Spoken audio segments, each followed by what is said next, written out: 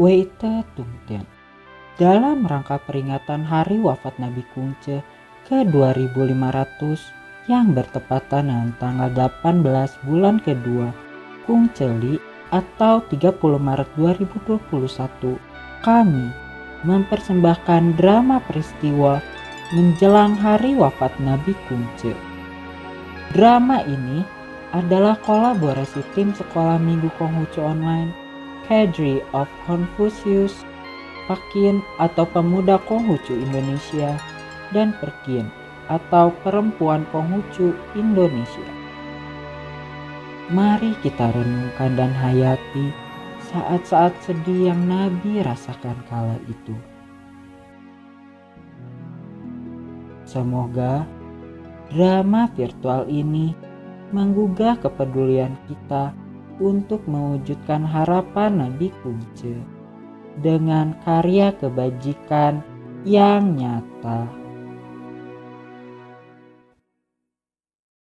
Pada musim semi, tahun ke-14 Raja Muda Ai memerintah. Tepatnya tahun 481 sebelum Masehi. Suatu hari, berburulah Raja Muda Ai bersama beberapa menteri dan pengikutnya di hutan Taye. Dalam perburuan kali ini, Chusang yang merupakan sais kereta kepala keluarga Susuan membunuh seekor hewan yang ajaib bentuknya dan tak seorang pun mengetahui perihal hewan tersebut. Hewan apakah ini? Aku belum pernah melihatnya. Maafkan hamba tidak tahu nama hewan ini. Hal ini dikhawatirkan akan menjadi pertanda yang tidak baik. Raja Muda Ai teringat akan Nabi Kungce. Maka diperintahkanlah seorang utusan untuk menjemput Nabi Kungce. Aku teringat Nabi Kungce. Undanglah beliau ke sini. Siap, laksanakan. Yang terhormat Tuan Kong, Pangeran Ai mengundang Tuan untuk melihat binatang yang terbunuh. Apa? Di mana terbunuhnya? Binatang yang terbunuh itu di hutan Taye. Baiklah, antarkan aku ke sana. Nabi Kungce bergegas mengikuti utusan Raja Muda menuju hutan Taye.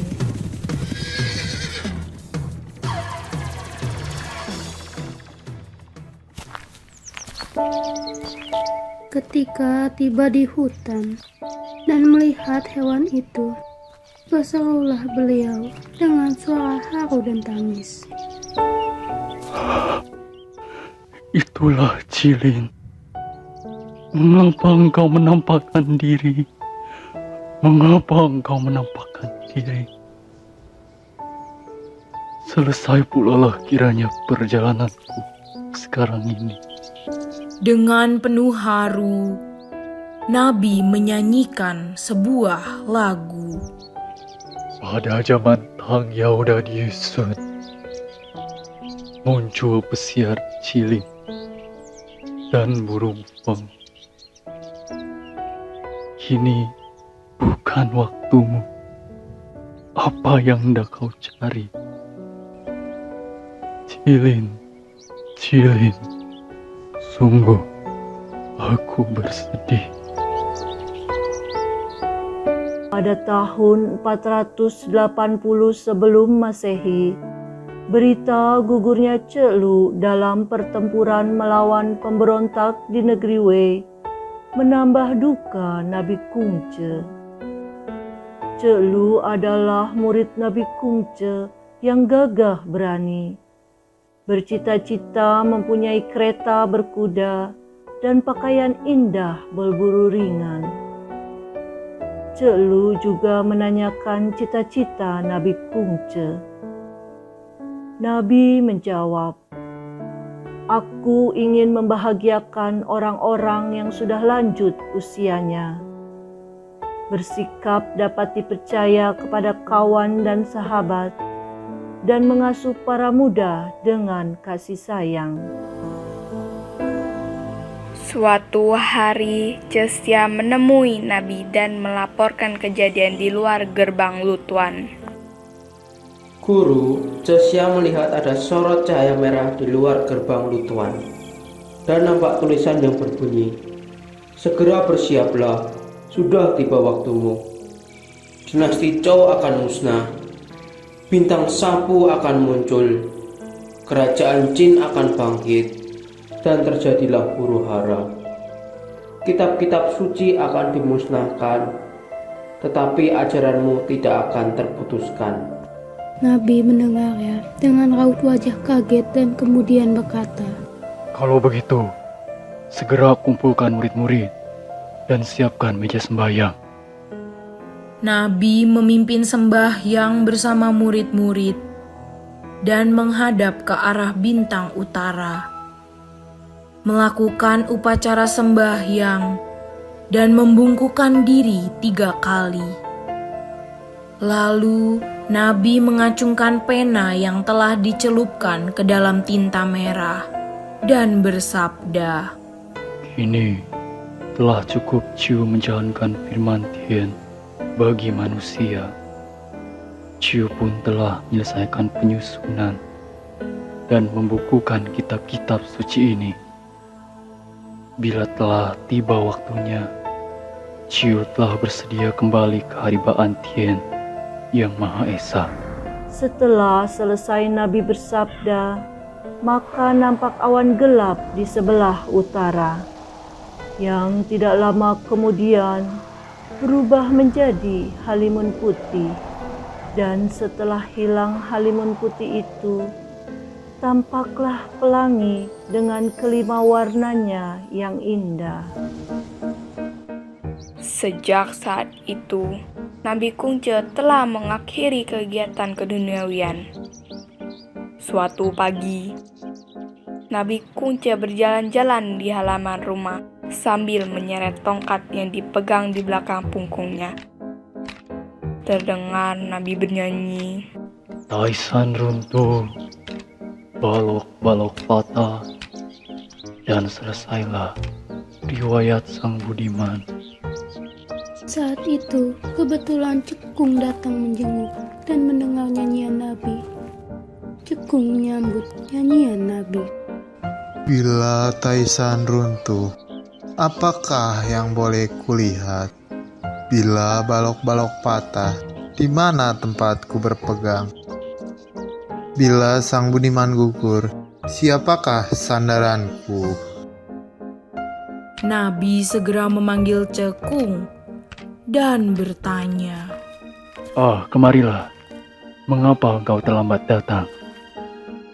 Maafkan Cekung, Guru. Cekung sudah lama tidak berkunjung karena menjalankan tugas di tempat yang jauh.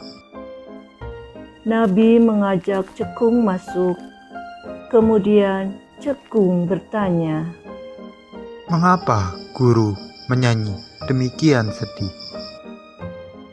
Semalam, aku beroleh penglihatan.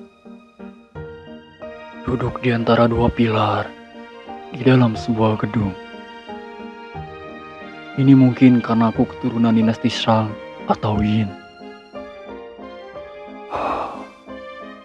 Tidak ada raja suci yang datang.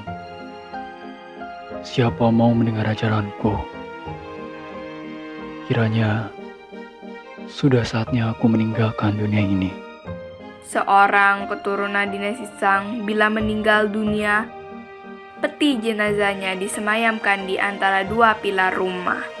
Sejak saat itu, Nabi tidak keluar rumah dan 7 hari kemudian Nabi Kungce wafat. Pulang ke haribaan kebajikan Tian Yang Maha Esa, telah digenapkan tugas sebagai Tian Cemutuo, genta rohani utusan Tuhan.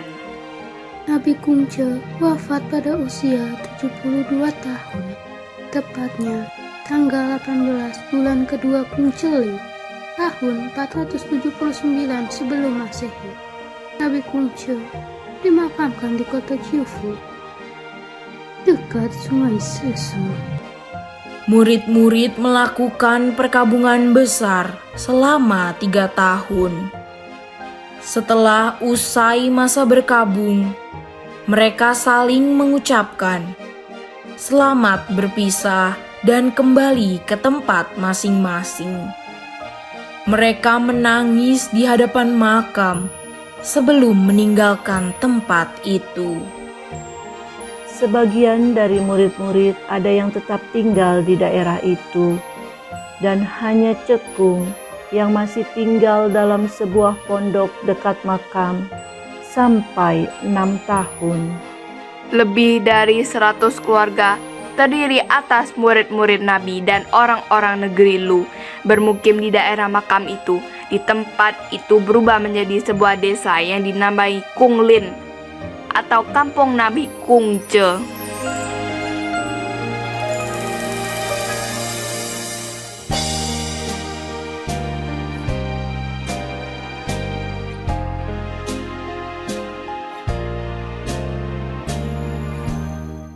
Semoga persembahan drama virtual ini dapat mengingatkan kita tentang peristiwa-peristiwa khusus menjelang hari wafat Nabi Kungce yang menunjukkan keagungan Nabi sebagai Tenje Mutuo dan penghormatan murid-murid serta penghargaan para raja dari masa ke masa.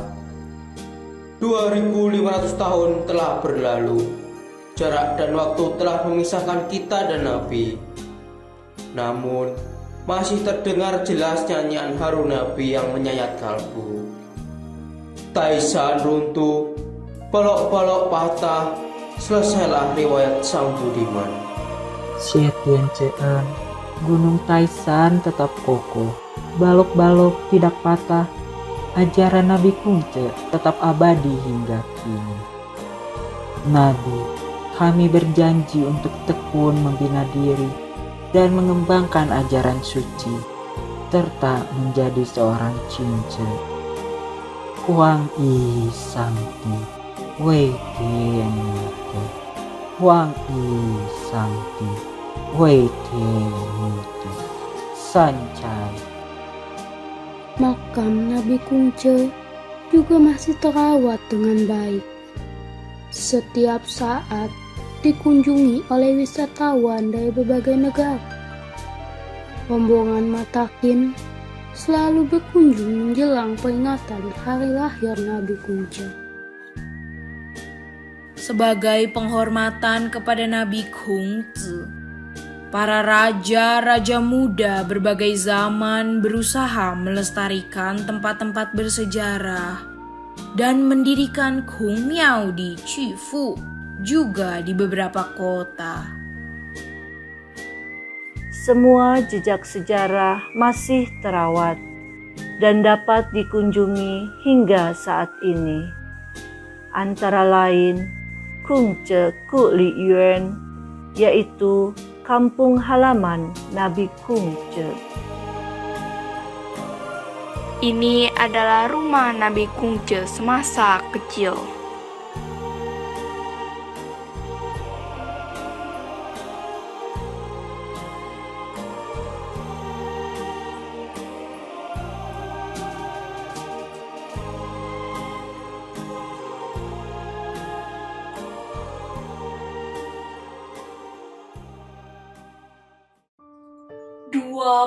Lima abad setelah waktu berlalu. Karya Sweshe Budi Santoso Tanu Wibowo.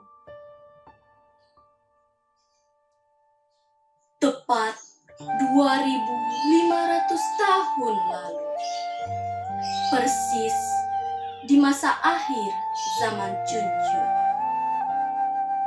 Sang Nabi Agung pulang ke hadiratnya, meninggalkan dunia selama-lamanya. Meski raganya telah mati, namanya tetap agung, abadi. Jejak langkahnya tetap terpatri. Sabdanya tetap relevan sampai kini. Kebenaran yang telah ia sampaikan tidak pernah luntur melewati zaman. Selalu bisa dijadikan acuan, pegangan. Tak pernah meleset dari inti kebenaran. 2500 tahun waktu berlalu. Warisannya tetap bercahaya sepanjang waktu. Biar dihantam, digodam, dikecilkan, dikerdilkan. Ajarannya makin tertanam dalam berkilauan. Kungce bukan sekedar pernah hadir di dunia, tapi ia berperan kuat memberi roh dan warna. Batin manusia dibebaskan dari kegelapan. Pikirannya menjadi terbangun, tersadarkan. Kini, setelah 25 abad berjalan, ajarannya terus digali, dijadikan pedoman. Dari urusan keluarga, negara, kemanusiaan, selalu relevan, tak pernah lapuk, ketinggalan. Ketika kita mengenang kepergiannya, kenangkan pula seluruh inti ajarannya, agar yang jauh datang ikut bergembira, dan yang tinggal merasa damai, sentosa.